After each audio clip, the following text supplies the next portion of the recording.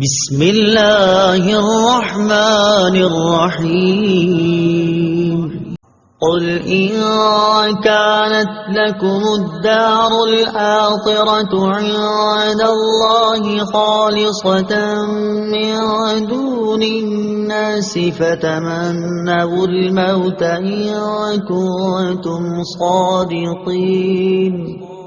ترجمہ: اے محبوب تم فرما دو، اگر دوسرے لوگوں کو چھوڑ کر آخرت کا گھر اللہ کے نزدیک خالص تمہارے ہی لیے ہے تو اگر تم سچے ہو تو موت کی تمنا تو کرو، خالصتاً، خالص تمہارے لیے۔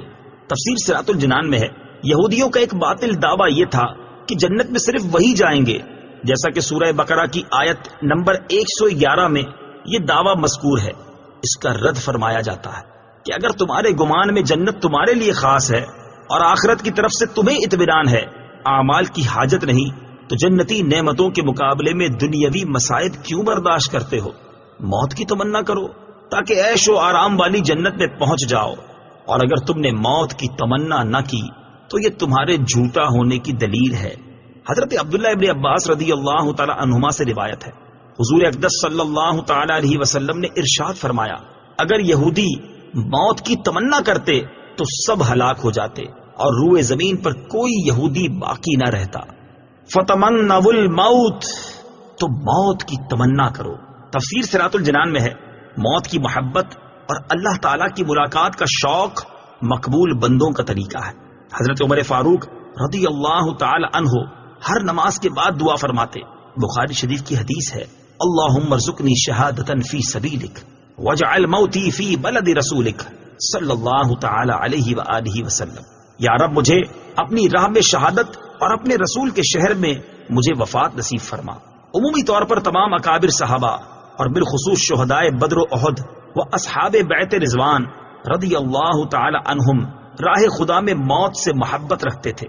حضرت خالد بن ولید رضی اللہ تعالی عنہ نے ایران والوں کو جو خط بھیجا اس میں تحریر فرمایا تھا، میرے ساتھ ایسی قوم ہے جو اللہ تعالیٰ کی راہ میں شہید ہو جانے کو اتنا محبوب رکھتی ہے جتنا ایرانی لوگ شراب سے محبت رکھتے ہیں۔ ایک دوسری روایت میں ہے کہ اس طرح کا خط حضرت سعد بن ابی وقاص نے ایرانی لشکر کے سپہ سالار رستم بن فرخ ذات کے پاس بھیجا تھا اور اس میں تحریر فرمایا تھا، میرے ساتھ ایسی قوم ہے جو موت کو اتنا محبوب رکھتی ہے جتنا عجمی شراب کو مرغوب رکھتے ہیں۔ اس میں لطیف اشارہ تھا کہ شراب کی ناقص مستی کو محبت دنیا کے دیوانے پسند کرتے ہیں اور اللہ والے موت کو محبوب حقیقی کے وصال کا ذریعہ سمجھ کر محبوب جانتے ہیں۔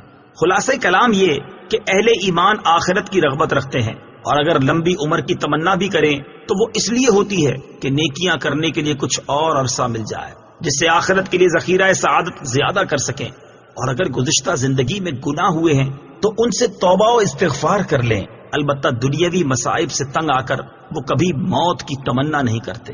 حضرت انس بن مالک رضی اللہ تعالی عنہ سے روایت ہے، رسول اللہ صلی اللہ تعالی علیہ وسلم نے ارشاد فرمایا، بخاری شریف کی حدیث ہے، کوئی دنیاوی مصیبت سے پریشان ہو کر موت کی تمنا نہ کرے، اور اگر موت کی تمنا کرنے کے سوا کوئی چارہ نہ ہو تو یہ دعا کرے کہ اے اللہ عز و جل، جب تک زندہ رہنا میرے لیے بہتر ہے اس وقت تک مجھے زندہ رکھ، اور جب میرے لیے وفات بہتر ہو اس وقت مجھے وفات دے دے۔ اور در حقیقت دنیاوی پریشانیوں سے تنگ آ کر موت کی دعا کرنا صبر و رضا و تسلیم و توکل کے خلاف ہے اور ناجائز ہے۔